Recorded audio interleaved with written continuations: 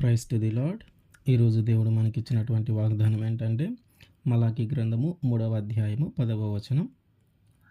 నా మందిరంలో ఆహారం ఉండనట్టు 10వ భాగమంతయు మీరు నా మందిరపు నిధిలోనికి తీసుకొని రండి.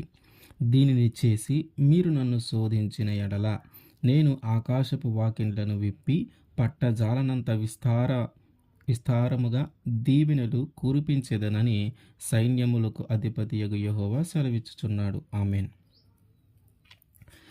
ఏం చెప్తా ఉన్నాడంటే దేవుడు, మీకు కలిగిన దానిలో మీరు సంపాదించే దాంట్లో 10వ భాగము నా మందిరంలోనికి తీసుకొని రండి.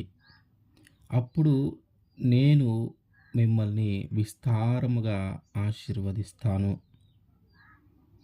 ఈ మాట దేవుడు చెప్తూ ఉన్నాడు.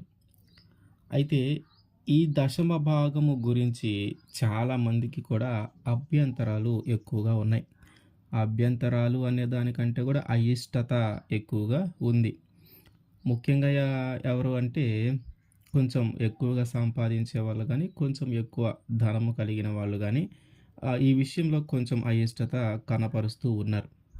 కానీ ఒక విషయము బాగా గుర్తుపెట్టుకోండి. ఏంటంటే, నువ్వు ఎప్పుడైతే నీకు కలిగిన దాంట్లో లేదా నువ్వు సంపాదించే దానిలో దశమ భాగము తీసి దేవునికి ఇస్తావో, దేవునికి దశమ భాగము తీసి దేవుని మందిరంలోనికి నువ్వు తీసుకొని వస్తావో, ఒక 5-6 నెలలు లేదా ఒక సంవత్సరం కానీ నువ్వు అట్లా చేసుకుంటా వెళ్తే, ఆ సంవత్సరానికి ముందు నీకున్నటువంటి ఆర్థిక పరిస్థితులైనా, నీ కుటుంబంలో ఉన్నటువంటి ఆర్థిక పరిస్థితులకైనా ఈ సంవత్సరం అంటే దశమ భాగము ఇచ్చిన తరువాత సంవత్సరము నుంచి కానీ మనము గమనించుకుంటా ఉంటే మునుపటి కంటే కూడా మన స్థితి ఇప్పుడు చాలా ఉన్నతంగా ఉంటుంది. మనం అనుకుంటాం ఏమనంటే, మన దగ్గర ఉన్న దాంట్లో కొంత దేవునికి ఇస్తే మన దగ్గర ఉన్నది కొంచెం తగ్గిపోతుంది కదా, మన దగ్గర ఉన్న దాంట్లో దేవునికి కొంత ఇస్తే మన దగ్గర ఉన్నది తగ్గిపోతుంది కదా అని మనం ఆలోచిస్తూ ఉంటాం. కానీ కొన్ని రోజులు లేదా కొన్ని నెలలు లేదా ఒక సంవత్సరం తర్వాత కానీ మనము చూసుకుంటే మునుపటి అంటే ఆ సంవత్సరానికి ముందు ఉన్న మన ఆర్థిక పరిస్థితుల కంటే కూడా ఆ సంవత్సరము తర్వాత మన దగ్గర ఉన్న ఆర్థిక పరిస్థితులు ఖచ్చితంగా ఉన్నతంగానే ఉంటాయి. ఎందుకంటే మనం ఇచ్చే ప్రతిదీ దేవుడు నోటీస్ చేస్తూనే ఉంటాడు. మనం ఇచ్చే ప్రతిదీ దేవుడు చూస్తూనే ఉంటాడు. మనం చాలాసార్లు దశమ భాగం తీద్దాం అనుకుంటాం, కానీ మనకేంటో ఆ సమయానికి వచ్చేలాకి ఇన్ని డబ్బులు ఇవ్వాలా, ఇన్ని డబ్బులు ఇస్తే నా దగ్గర ఉన్నాయి అయిపోతున్నాయి కదా, ఎందుకులే ఈసారి ఇద్దాంలే, ఈసారి ఇద్దాం, ఇట్లాంటి ఆలోచన మనకు కలిగి దాన్ని ఇవ్వకుండా మనము ఆగిపోతూ ఉన్నాం. దేవుడు దశమ భాగం గురించి ఏమంటున్నాడంటే లేవికాండము 27, 30, 31లో 27వ అధ్యాయము 30, 31 వచనాలు. భూధాన్యంలోనేమి వృక్ష ఫలంలోనేమి భూఫలములన్నిటిలో దశమ భాగము యెహోవా సొమ్ము, అది యెహోవాకు ప్రతిష్ఠిత మగును. ఏం చెప్తా ఉన్నాడు?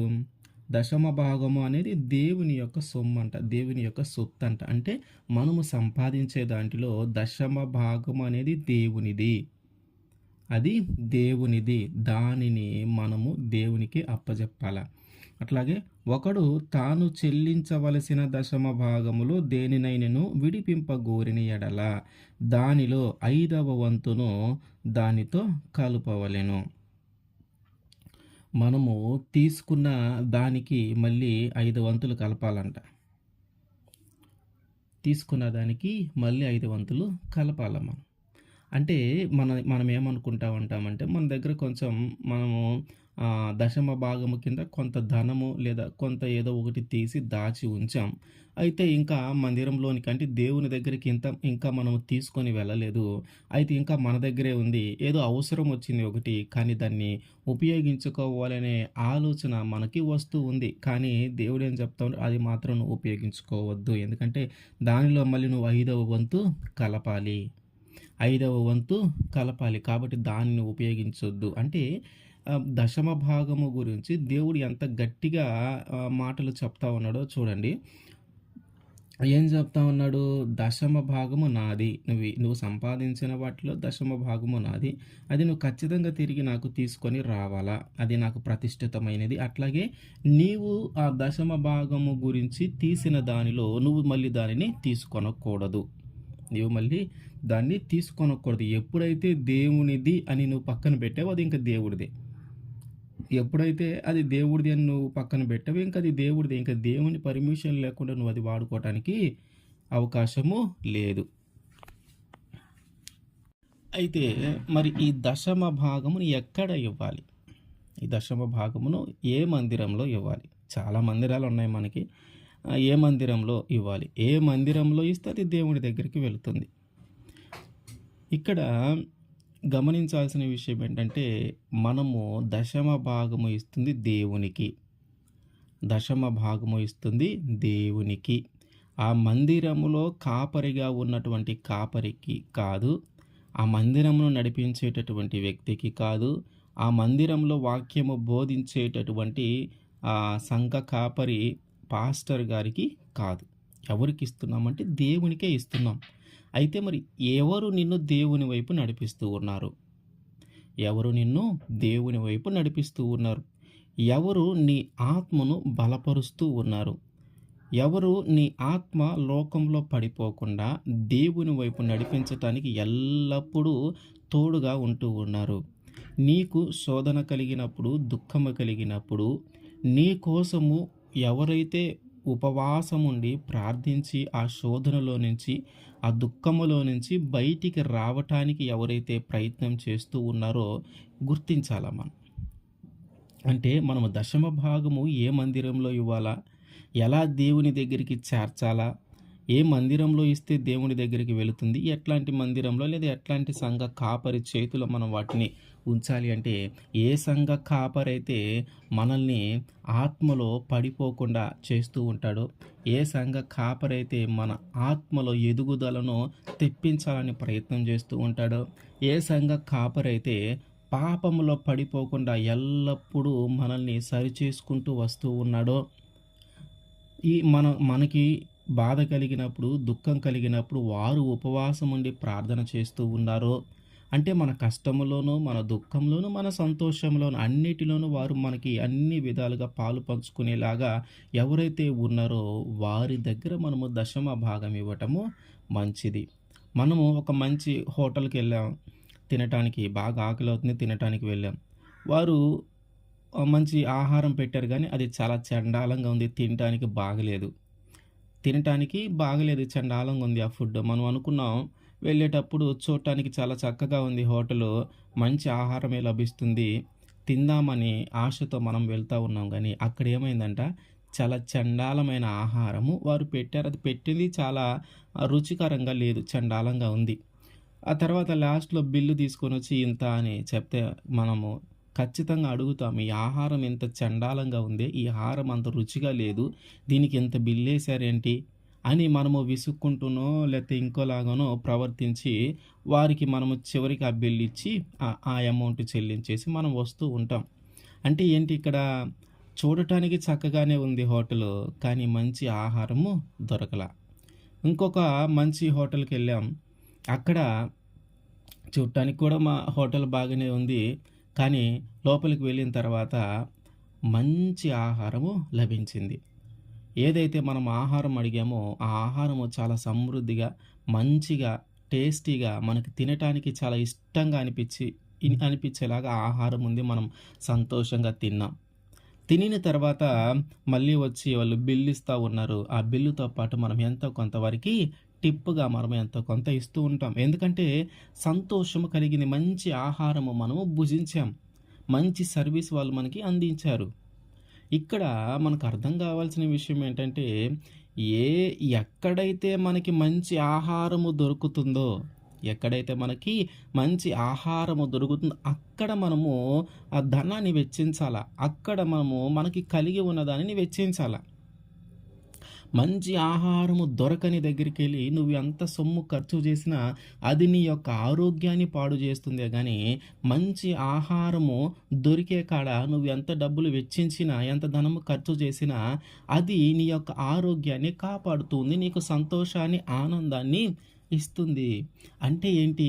ఏ సంఘములో అంటే మందిరమును బట్టి కాదు. మందిరము ఎంత అందంగా ఉన్నా, మందిరము చూడటానికి చాలా చక్కగా ఉన్నా, దాని లోపలికి వెళ్ళిన తరువాత నీకు దొరికేటటువంటి ఆత్మీయ ఆహారము రుచిగా లేకపోతే, దాని లోపలికి వెళ్ళిన తర్వాత ఆత్మీయ ఆహారం అనేది రుచిగా లేకపోతే, నువ్వెంత దశమ భాగములిచ్చినా అక్కడ ఉపయోగము లేని పని. నువ్వెంత నీకు కలిగి ఉన్న దానినిచ్చినా ఉపయోగము లేని పని. ఎందుకంటే అది నీ ఆత్మను బలపరచట్లేదు. అది నీ ఆత్మను బలహీనపరుస్తుంది. అది నిన్ను తప్పుదోవలో నడిపిస్తూ ఉంది. అది నిన్ను వక్ర మార్గంలో నడిపిస్తూ ఉంది. అది నిన్ను సరైన బోధలో నిన్ను నడిపించట్లా. అలాంటి చోటకెళ్ళి నువ్వు ధనాన్ని వెచ్చించి, నీకు కలిగిన దాన్ని వెచ్చించటం వల్ల దేవుని దృష్టిలో అది ఒక మంచి కార్యంగా ఎంచబడదు. మరి ఎట్లాంటి చోటకెళ్ళి నువ్వు దశమ భాగమునివ్వాలంటే, చూడటానికి ఒకలాగా ఉన్నా పర్లేదు గానీ, ఆ మందిరం లోపలికి వెళ్ళిన తర్వాత నీకు ఒక సమృద్ధికరమైన, రుచికరమైన ఆహారము గాని నీకు అందుతా ఉంటే, ఆత్మీయ ఆహారము, మంచి ఆత్మీయ ఆహారము నీకు అందుతా ఉంటే, దానిని బట్టి నీ ఆత్మ బలపడుతుంది. దానిని బట్టి నీకు ఆనందము కలుగుతుంది. దానిని బట్టి నీకు సంతోషము కలుగుతుంది. ఆ ఆహారం ఎప్పుడైతే మనం భుజిస్తామో, ఆ ఆహారం మనం ఎప్పుడైతే తీసుకుంటామో, దానిని బట్టి మనము బలపడతాం. మన ఆత్మ బలపడుతుంది. ఏదైనా ఒక బలహీనతలో మనం పాపం చేయవలసిన పరిస్థితి ఏర్పడితే, ఆ పాపము చేయవలసిన పరిస్థితి నుంచి ఈ బలమైన ఆహారము ఎప్పుడైతే తిన్నామో, అది మనల్ని దాని నుంచి తప్పిస్తుంది.